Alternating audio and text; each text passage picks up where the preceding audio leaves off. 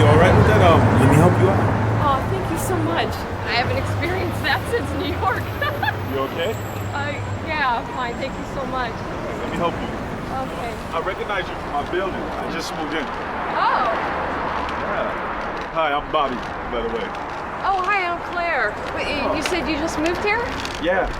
From where, actually? Oh, well, from Texas. Oh, what part? Houston. Oh, I'm from Houston, actually. Oh. Yeah. I practiced law there right out of college. What kind of law?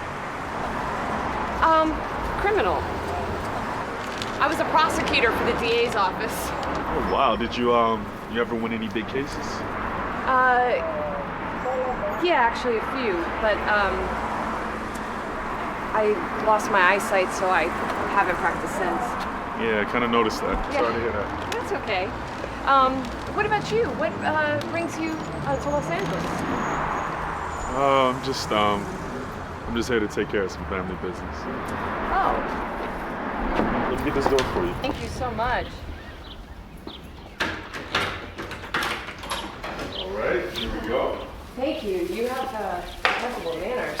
I guess you can say I tried.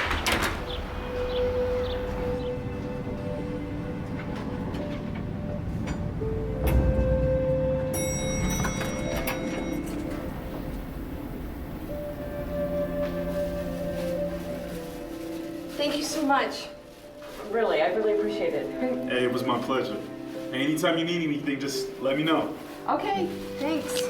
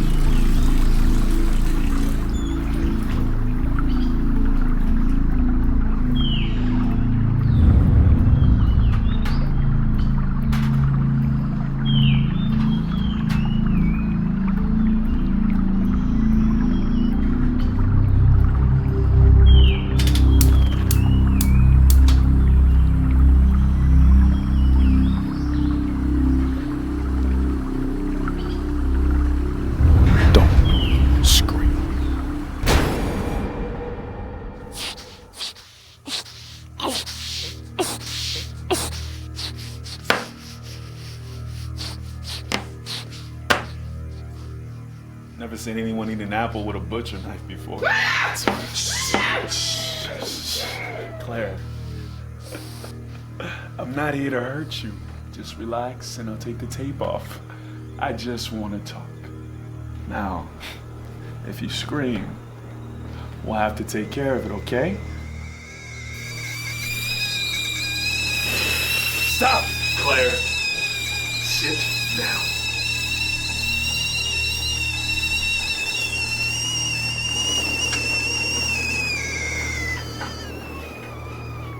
Now, Claire, would you like some tea? Let's see what we got here. Green tea. Ooh, jasmine green tea. I love Chinese food, by the way. Lap song sao chong. Try saying that 3 times fast. Now this, something tells me this is your favorite. Black.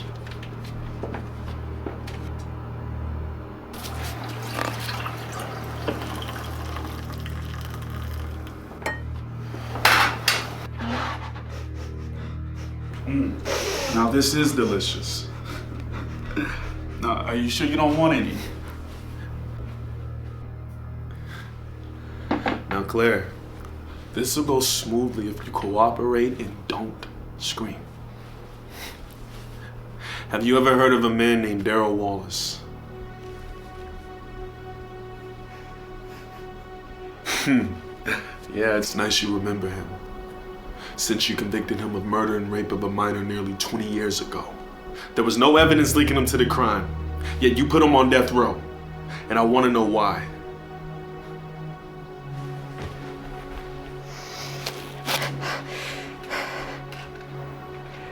Who are you? Why do you care? That case was settled. Why are you doing this? I'll tell you who I am when you tell me why you put an innocent man away. No, he's a total fit. Don't! Right. So I was like, wait, that's your sister? I thought that was your mother. Don't do it. No, she looked like a pterodactyl or something. No, you're killing me. You're killing me. Why did you put an innocent man away? He wasn't innocent at the time. There was eyewitness testimony. They identified him in the lineup. Eyewitness testimony that later turned out to be coerced by the cops. And you allowed that false testimony in court. The eyewitnesses say they saw a light-skinned man, not a black man. A young boy was raped and murdered. And my job was to prosecute the perpetrator. I took all the evidence that was available and I made our case. DNA was not available at the time, so all I had to go on was circumstantial evidence and testimony. You and the cops pressured Daryl's cellmate to say that Daryl confessed to him in prison. And in exchange, the DA would drop the charges against his son. So when he testified and asked if he got a deal, he said no. But you did make a deal. You just withheld it from the defense. Do you have children? No. Okay. Then I want you to imagine the parents of this boy who are pleading with us to find and prosecute the man who sodomized and violently murdered their little boy. Did you see the crime scene photos? The mutilation? Tell me you would not want to fight hard to give this family justice and find closure. We had a witness identify Daryl in a police lineup, and he was the last one who'd seen the boy, and his alibi was weak. And his blood type matched. He was the boy's teacher. It could have been anyone after he left school. The cops pressured the witnesses to pick Daryl in the lineup, and you allowed it in evidence, and you withheld the truth from the defense, all because you wanted to see a black man in jail. I cannot speak for the police department. You and the deputy DA even used Daryl's military experience against him. Yeah, we did our job. We talked about a plea bargain, and Daryl refused. He could have said yes and had a lesser sentence, but he didn't. It was his choice. His choice? He had no choice. That would have been admitting guilt to a vicious crime he did not commit. He was a war hero and a family man. There was no physical evidence linking him to the crime, and you know it. Your office has corrupted the case to win. It was the circumstantial evidence and the eyewitness testimony that got his conviction by the jury. You withheld exculpatory evidence that showed his innocence. You had no evidence. You wanted to prove to the DA how good you were, and you did whatever you could to win. Don't play innocent. I know your record, convicting all black men, so don't play me. At the time, we made the case with what we had, okay? There were no other leads and there was no DNA. So all we had to go on was circumstantial evidence and the testimony. Who are you? I'm Bobby Wallace. Daryl Wallace's only son. Okay, listen, Bobby, I know the court contacted me about the trial. I know all about it. Do not take this out on me. I was doing what the DA wanted with what we had at the time. I was at the second trial recently. I pushed for DNA testing. They tested the rape kit, and there was a CODIS hit to a serial rapist 2 years after my father was put on death row. He confessed to the crime. Then the eyewitnesses came forward about being pressured by the cops to pick my father out of a lineup. You had nothing. You had no evidence. You took an innocent man, a war hero, a family man, my father, and ruined his life and my family's life, all because you wanted to make a name for yourself, and you're a racist. No, I'm not a racist. You knew the cops were in a dirty lineup because they said the DA's office told them to. What? We had nothing to do with And that. the cellmate got a deal for his son. You and the cops pressured the cellmate to bear false witness and to lie to the jury so he can get his son off. So when he was asked if he got a deal, he said no, because it was his son who got the deal. You removed reasonable doubt from the jury to make them believe my father did it. You're a racist, Claire. Admit it. No, I'm not a racist. I wanted to give the family justice. I wanted a conviction for the family for what happened to that poor boy. You're a racist and a liar. Say it. I want to hear you say it. You're a racist. I'm not racist. My baby brother was raped and murdered the same way. I found him all torn up. That's why I did it. That's why I allowed the evidence to court. I knew the witnesses were bad. I did. Then you should have never taken the case. It was a conflict of interest. I didn't recuse myself because I wanted to win for the victim's family. Do you know what it's like for men in prison convicted of raping children? He was put in solitary confinement because he was attacked so many times. Do you know what it's like growing up without a father? Being ashamed of your family? Beaten up at school because your dad's a rapist and a pedophile? I had no father.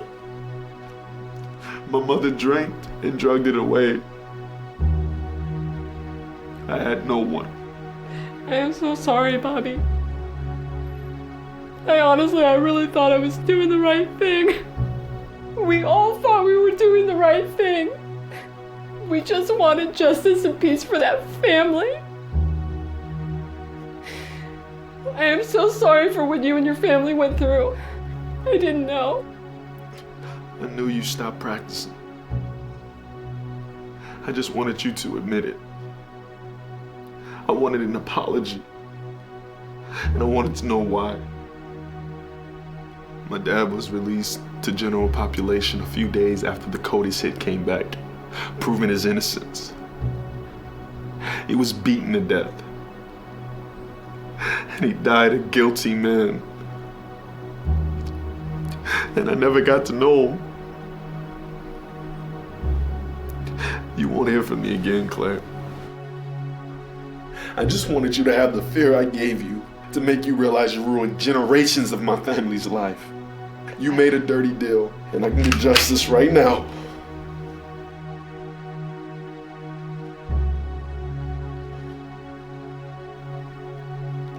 But I won't. Because I'm better than you. I'll just let you live.